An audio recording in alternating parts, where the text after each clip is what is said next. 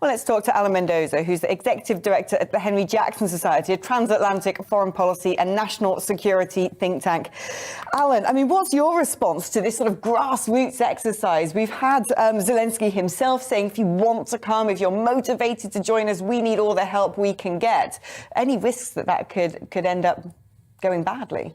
Well, it could go very badly for those people volunteering, of course, who will be putting themselves right into the front lines, presumably, of some very intense fighting. We're already beginning to see how the Russians are ramping up their barbaric tactics in terms of warfare. So these people may well end up, kind of getting straight into a firestorm when they arrive. But on the other hand, it shows you also the terrible constraints Ukraine is under, that it's having to make pleas of this kind because, of course, it knows it cannot get other troops to come to its sort of defence and support at this time. So, although it's wonderful to see people responding to a genuine plea here from the Ukrainian president, it also shows you the dire straits that Ukraine actually is in.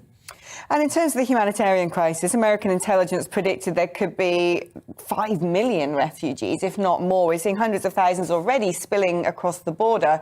Do you think that the UK's response to that situation has been enough? Not yet, no. I think it's quite clear that we must do more to allow Ukrainian refugees to come to the UK. Just as the EU has opened its doors, I really think, given the circumstances, given where this is, we ought to be much more, kind of open-handed and say to people, look, we can see quite clearly what's happening here. It's no mystery to anyone why you'd want to leave Ukraine, and you're part of the democratic community. You're part of our, kind of alliance structure, even if not a formal ally. And yes, we will make ourselves open for you. I mean, we've seen before in other conflicts that refugee camps almost being weaponised and used to target individuals, used to sort of cover extremists. Yet we're seeing this exodus of people largely being typified by women and children. Does that carry any sort of security risk in itself?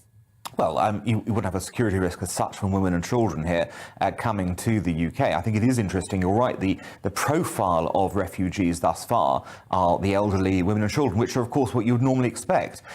It looks like the men of fighting age, they've been banned from leaving Ukraine, number one, but number two, they have also responded for the national plea base that they're sticking around. That's a bit different to other so-called refugee cases we've seen, when it seems to be young men exclusively who are making their way to our shores. So I think you're right to look at the profile of the people coming.